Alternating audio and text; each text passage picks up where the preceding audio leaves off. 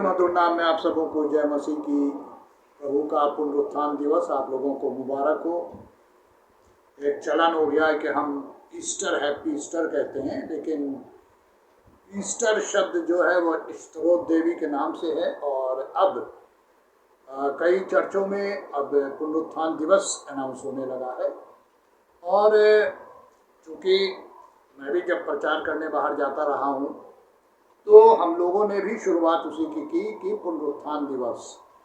Easter शब्द थोड़ा सा हम लोग के डेली उसमें लगा हुआ है, इसीलिए मुंह से वही निकलता है। लेकिन मेरे प्रियो, हमको बहुत अलर्ट रहना चाहिए।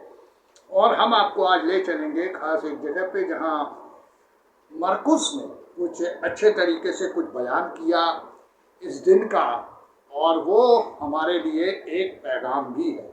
चलिए चलते हैं मरकुस 16 और उसकी पहली आयत। जब सब्त का दिन बीत गया, सब्त मतलब सैटरडे, यहूदियों का सब्त सैटरडे को होता है और हम मसीहों को हम मंडे को कहते हैं।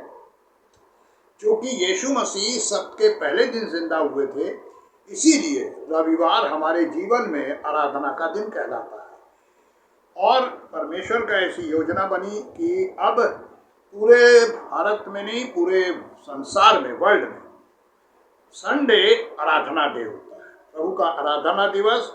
और इसी दिन हर जगह वीकली हॉलीडे भी होता है। मेरे प्रियो, यहाँ लिखा है सब्त के पहले दिन यानी सैटरडे के बाद संडे को जब बीत गया, और मरियम मगदलीनी और याकूब की माता मरियम और सलोमी ने सुगंधित वस्तुएं मोल ली कि आकर उस पर मलें।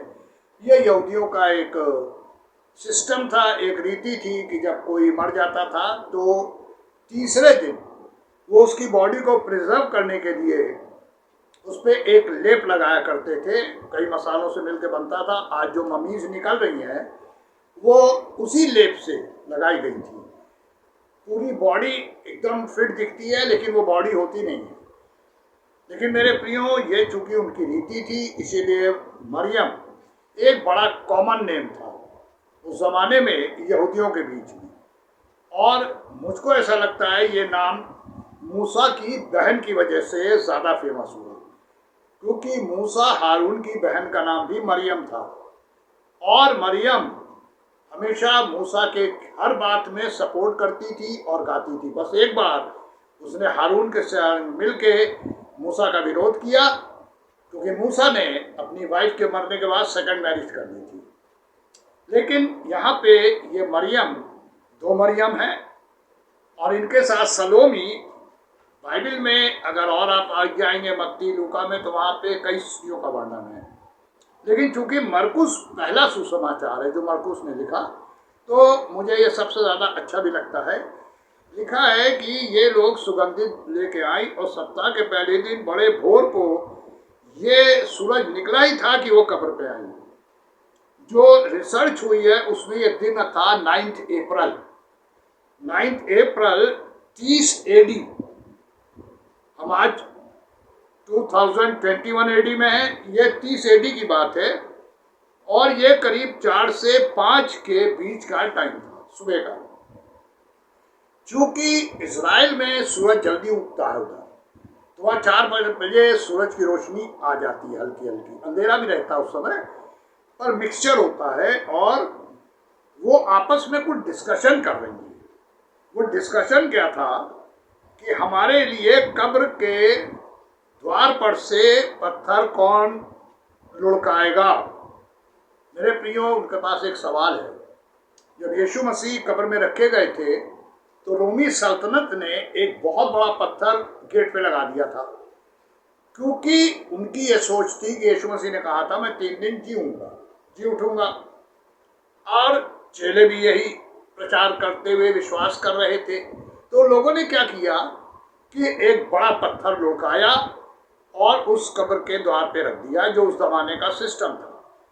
और उस पर उन्होंने मोहर भी लगा रखी थी, किसे कोई हटाने ना पाए। उनकी सोच ये थी कि चेले बॉडी ले जाएंगे और एक बात फैला देंगे कि यीशु मसीह जिंदा हो गए। मेरे प्रियो, इसीलिए एक बड़ा पत्थर रखा है। मरियम मगदलीनी, इन लोगों के सामने क्वेश्चन है और वो क्वेश्चन था ये पत्थर उड़काएगा कौन, हम मसाले लगाएंगे कैसे। लेकिन मेरे प्रियो जानते हैं आगे क्या लिखा है, जब उन्होंने आग उठाई यानी वहां पर डिस्कशन करते हुए तो आ गए, आने के बाद जब गौर से देखा तो क्या देखा, पत्थर लुढ़का हुआ है और वो बहुत ही बड़ा था, बहुत ही, यानी कई लोगों के मिलके भी उठाने के और ढकेलने के बाद वो नहीं सरकता। वजह क्या थी, जहाँ कब्र थी पत्थर को थोड़ा सा ऊपर रखा गया था और वहाँ हल्का सा गड्ढा भी था, तो वो हल्के से अगर रुकाया गया तो आके बैठ गया। अब किसी के बस का नहीं था कि वो चढ़ान पे उस पत्थर को चढ़ाते हैं। और मेरे प्रियो बाइबल ये बताती है कि उनके कहा ये क्वेश्चन, अजीब सी बात ये थी क्योंकि उन लोग किसी जेंट्स को लेके नहीं आई थी, लेकिन एक चीज हमको हमेशा याद रखनी चाहिए कि प्रभु को सारी सोच और फिक्र है। और मत्ती 28 से पढ़ेंगे ना तो वहां लिखा हुआ है कि प्रभु का एक स्वर्गदूत उतरा और उसने पत्थर को लुढ़का दिया, लेकिन वो छोड़ के गया नहीं। जानते हुआ क्या लिखा है, वो पत्थर पे बैठ गया, क्योंकि अगर वो छोड़ के जाता तो पत्थर फिर लुढ़क के आ जाता। पत्थर यीशु मसीह को जिंदा होने से रोक नहीं सकता था। यीशु मसीह अंदर से ही कह देते पत्थर लुढ़क के ऊपर चला जाता, लेकिन नहीं मेरे प्रभु के जिंदा होने में बाइबल एक बात बताती है कि प्रभु जिंदा हुए एक ऐसी बॉडी में थे जो अदृश्य भी हो जाती थी, बंद जगहों पर रुक नहीं सकती थी और वो बाहर अंदर आ सकती थी। जब स्वदूत उतरा उसने लुढ़काया पत्थर, यीशु मसीह तो निकल गए जिंदा होके। ये जब आई तो इनके पास सवाल था, और बाइबल ये बताती है कि प्रभु को हमारी सारी चिंता है।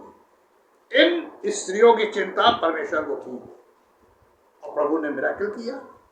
बाइबल ये बताती है कि बंद कमरों में यीशु मसीह आते थे, पहले नहीं आते थे। अब उनकी बॉडी जो थी जिंदा होने के बाद वो एक भौतिक जिस्म तो था, लेकिन वैसा नहीं जैसा हमारे पास है। और वो ये बताना चाहते थे कि जब हम प्रभु में होंगे और सोएंगे तो हमको भी एक ऐसे ही बॉडी मिलेगी। मेरे प्रियो, हम आपको एक जगह ले चलते हैं, परमेश्वर कैसे हमारी चिंता करते हैं। अब्राहम, उत्पत्ति 22 में जाएंगे आप तो वहां अब्राहम को परमेश्वर ने कहा अपने बेटे को बलिदान कर दे। एक बेटा 75 साल की उम्र में वायदा किया, 100 साल की उम्र में बेटा आया। 25 साल अब्राहम ने वेट किया परमेश्वर के वायदे का धीरज रख के, और जब अब्राहम का वो बेटा आया और थोड़ा बड़ा हुआ तो परमेश्वर ने कहा इसे बलिदान करके चढ़ा दे। अब्राहम मना क्यों नहीं कर सकता था, उसे मालूम था परमेश्वर ने दिया, मेरी औकात नहीं थी, और अगर मैं नहीं चढ़ाऊंगा परमेश्वर ऐसे ही ले लेंगे। उसने क्या किया, भरोसा रखा, और जैसे ही उसने लड़के को बांधा, लड़के ने क्वेश्चन पूछा, पढ़ लीजिएगा आप 22 में, उत्पत्ति 22 में, कि लड़के को बांधा और जब रखा तो लड़के ने क्वेश्चन पूछा जब जा रहे थे कि भेड़ कहाँ है, बलिदान का जानवर कहाँ है। अब्राहम ने क्या बोला, परमेश्वर जानवर का उपाय करेंगे। इसीलिए उन्होंने नाम रखा यहोवा यिरे, यहोवा के पर्वत पे उपाय किया जाएगा। मेरे प्रियो, अगर हम प्रेतों के काम के बात में आए, पतरस जेल में बंद है, कलीसिया क्या कर रही थी, कोई सोर्स लगाने नहीं गई किसी गवर्नमेंट के पास, क्या किया, लिखा है लॉ लगाकर प्रार्थना कर रही थी। और क्या लिखा है, फिर एक स्वर्गदूत आया। अब्राहम के टाइम में भी स्वर्गदूत आया, यहां भी स्वर्गदूत आया, और यहां मरियम लोग यीशु मसीह के जिंदा होने में भी स्वर्गदूत आया। और क्या लिखा है कि उसने सारे दरवाजे खोल दिए। 4 गेट्स के अंदर था वो, 4 बड़े बड़े गेट, उनके अंदर ये काल कोठरी थी। और मेरे प्रियो वचन में लिखा है कि उसने पतरस के पसली पे हाथ मार के कहा उठ, और जैसे उठा उसने देखा नहीं क्या हो गया, और उसको लगा मैं दर्शन देख रहा हूँ, और उसने कहा जा, निकल जा, बाहर जा। मेरे प्रियो, परमेश्वर को हमारी कितनी चिंता है, कभी हमने सोचा है हम लोग क्या करते हैं, अपनी चिंता खुद करते हैं हर बात के लिए। लेकिन अगर पहला पतरस 5वें बाब की 7वीं आयत में जाएंगे तो वहां क्या लिखा है, अपनी सारी चिंता उसी पर डाल दो क्योंकि उसे तुम्हारी सोच है। हम इस संसार में इस समय बाहर निकलते हैं, कोरोना फैला है, चिंता सवार है। दूसरी बात महंगाई, तीसरी बात बीमारियों का बोलबाला, हर चीज ने हमें चिंता में डाल रखा है। पैसों की घटी, हर चीज चिंता में डाले हुए है। लेकिन मेरे प्रियो, बाइबल क्या कहती है, भजन संहिता 34:7 में, जवान शेर भूखे रह सकते हैं लेकिन मेरे डरवैयों को किसी फली वस्तु की घटी नहीं होगी। करना क्या है, अपनी सारी चिंता उसी पर है क्योंकि उसे तुम्हारी सोच और फिक्र है। अब हम लोग कल सुबह पुनरुत्थान दिवस मनाएंगे। बहुत सी चिंताएं होंगी, बहुतों को लग रहा होगा हमारे पास नए कपड़े नहीं है, हम चर्च कैसे जाएं। हम लोग लकी हैं, हमारे इलाहाबाद में अभी चर्च खुले हैं, लोग जा रहे हैं। लेकिन मेरी जब बाहर बातचीत होती है तो कई शहरों में, कई राज्यों में सब धार्मिक स्थल बंद हैं, आप नहीं जा सकते। गवर्नमेंट ने प्रिकॉशन लिया है ताकि कोरोना ना फैले, और ये फैल रहा है क्योंकि हमारे बाहर निकलने से ये रुक सकता है बशर्ते कि हम ऑनेस्टली उसको फॉलो करें। लेकिन लोगों को तो शौक है घूमने का, घर के अंदर बंद नहीं रह सकते। मेरे प्रियो, परमेश्वर अगर किसी चीज को धरती पे रहने देते हैं तो वो हम लोगों के लिए हमारे विश्वास को जांचने का एक तरीका है। वो कैसे कि जब इसराइलियों में महामारी आई तो क्या बोला था परमेश्वर ने मूसा से कि इसराइलियों से क्या कहना, अपने गेट के द्वार पे बलि करके बकरा, उसका जूफे से गेट पे लहू लगा दे, जब मौत का रिश्ता निकलेगा लहू देख के छोड़ देगा। मेरे प्रियो, ये महामारी में अगर हमारे प्रभु का हमारे अंदर वास है, हमने उन्हें स्वीकार किया है, हमारे अंदर वो रह रहे हैं, तो हमें कोई भी प्रॉब्लम नहीं होगी क्योंकि वायदा परमेश्वर का है। और हमेशा परमेश्वर के पास जब प्रार्थना में जाए तो उनके वायदों को लेके जाना चाहिए कि आपने ये वायदा किया। मेरे प्रियो, हम भी बाहर निकल रहे हैं।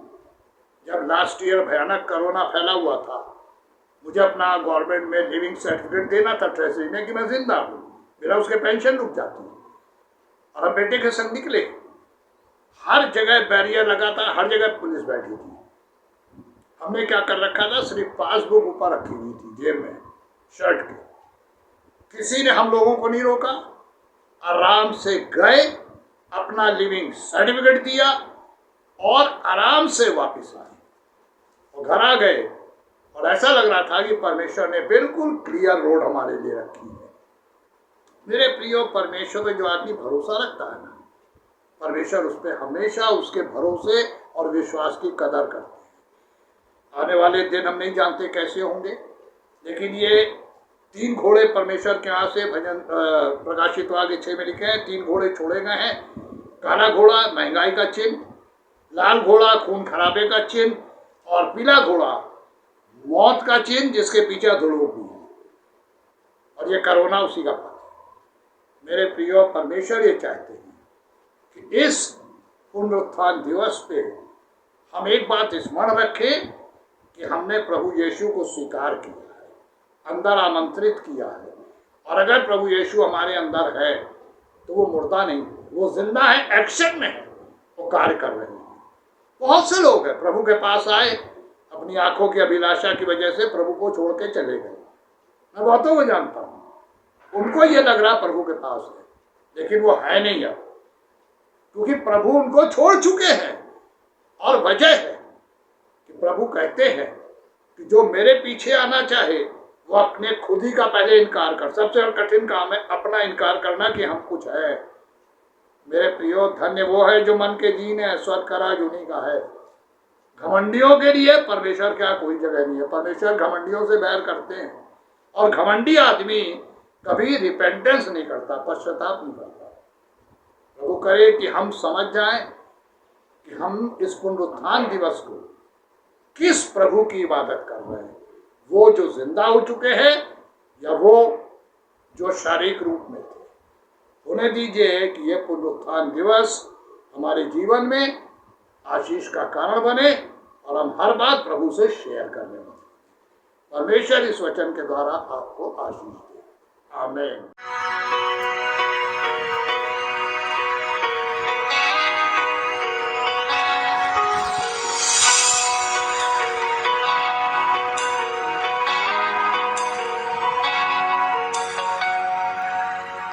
Who am I that the Lord of all the earth would care to know my name, would care to feel my heart? Who am I that the bright and morning star would choose to light the way for my ever-wandering heart?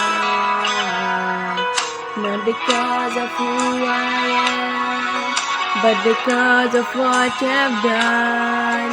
Not because of what I've done, but because of who you are.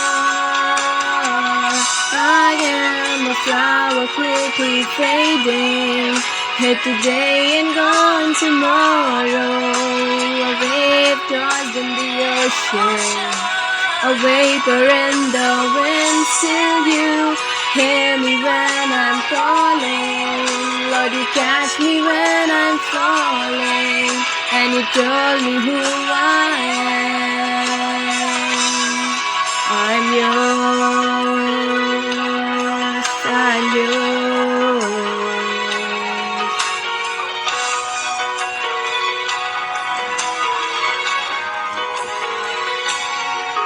Who am I that the eyes that see my sin would look on me with love and watch me rise again? Who am I that the voice that calmed the sea would call out to the rain and calm the storm in me? Not because of who I am, but because of what I've done. Not because of what I've done, but because of who you are. I am a flower quickly fading, here today and gone tomorrow. A wave tossed in the ocean, a vapor in the wind. Still you hear me when I'm calling. Lord, you catch me when I'm falling, and you told me who I am.